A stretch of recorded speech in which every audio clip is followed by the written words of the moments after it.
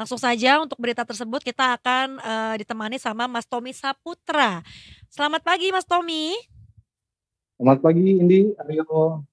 Hai Mas Tommy, ini mendengar cerita Indi tadi tuh cukup bikin aku jadi kayak apa ya, menyesalkan dada aja gitu. Kok bisa sampai masuk ke jurang seperti ini? Iya. Mungkin boleh ceritakan sedikit seperti apa kronologis dari kecelakaan bus di Kabupaten Pesisir Barat ini, Mas Tommy? Oke. Baik Detikers, di sini saya akan menyampaikan kondisi terkini pasca laka lantas tunggal Mhm.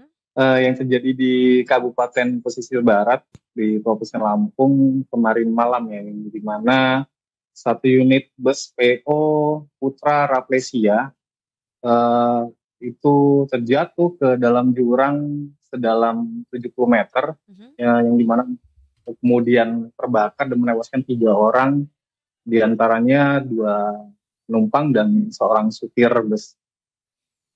Ya, Oke. Kronologi, eh, ya. baik Aryo. Seperti apa kronologinya Mas Ah, Tommy?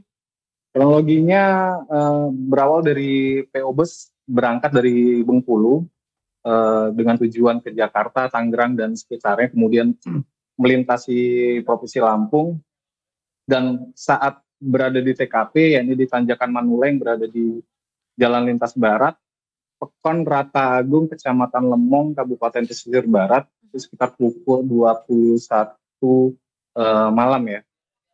Kemudian saat di mana dari wawancara saya dengan pihak kepolisian, kondisi saat itu memang jalanan sepi ya, kemudian juga aspal tidak ada, artinya tidak ada jalan yang rusak, kemudian cuaca juga tidak buruk, cerah, di mana saat keadaan mobil menanjak, supir ingin mengoper gigi, menurunkan gigi dari gigi 2 ke gigi 1, Mhm. rupanya mesin mati, kemudian rem tidak berfungsi, akhirnya mundur ke belakang dan masuk ke dalam jurang, selanjutnya terbakar dan menewaskan 3 orang di dalam bus tersebut. Oke. Untuk total penumpangnya sendiri berapa banyak, penumpang yang diangkut oleh supir tersebut nih, Mas Tommy? Oke, dari klarifikasi ya, dari keterangan pihak kepolisian Satlantas Polres Pesisir Barat, jumlah total orang yang ada di dalam bus itu 9 orang, satu supir dan 8 penumpang, yang dimana supir atas nama Muhammad Sopyan Mhm. itu meninggal dunia karena terbakar. Kemudian juga ada penumpang atas nama Dedi, Mhm. Dedi Aditya warga Lebak Bulus, Mmm. dan Karta Jaya Sitepu warga Tambun Selatan yang juga ikut meninggal dunia dalam peristiwa tersebut. Ya. Innalillahi ya. Mas, ini boleh diceritakan nggak sekitar pukul berapa kejadian kecelakaannya? Apakah dini hari, malam hari, atau justru pada saat, cuaca sedang terang? Oke, bisa saya sampaikan yang tadi saya sampaikan itu cuaca memang cerah pada malam itu sekitar pukul 9, kemudian juga tanjakan yang memang cukup ekstrim, namun kondisi jalanan itu tidak ada yang rusak. Mhm. Artinya memang eh, bisa dikatakan kondisi jalan memang bagus, tapi memang ada something trouble dari kendaraan bus ini, sehingga saat melakukan oper gigi dari Mhm. gigi 2 ke gigi 1, itu tiba-tiba mesin mati dan rupanya kondisi rem juga tidak berfungsi dan akhirnya kendaraan mundur Mhm. dan masuk ke dalam jurang. Oke. Oke. Apakah itu sudah terkonfirmasi begitu dari pihak kepolisian ataukah mungkin ada indikasi mungkin supirnya mengantuk begitu karena terjadinya memang di malam hari?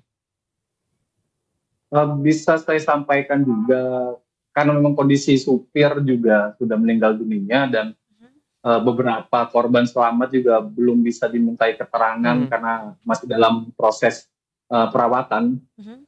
Sehingga polisi menyimpulkan untuk sementara, dugaan sementara itu dikarenakan adanya remblong. Oke. Oke. Dan kemudian berarti untuk dari kondisi jalanan sendiri ini dipastikan bukan jadi penyebab ya, Mas? Apakah mungkin sebelum-sebelumnya juga pernah ada kejadian atau sebetulnya memang jarang ada kejadian, kecelakaan di lintasan tersebut?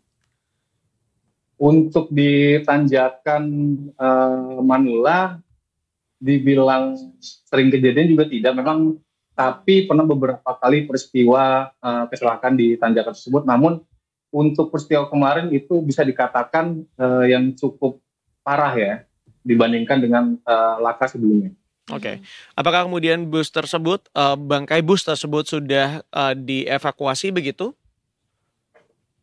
Hingga saat ini pihak kepolisian masih berkoordinasi dengan dinas terkait ya untuk melakukan evakuasi karena memang medannya juga cukup Iya. sulit, kendaraan juga besar sehingga membutuhkan alat berat yang mungkin dikerahkan sekitar 2 hingga 3 unit nantinya untuk mengangkat badan bus dari dalam jurang. Bisa terbayangkan karena 70 meter ya? Oke.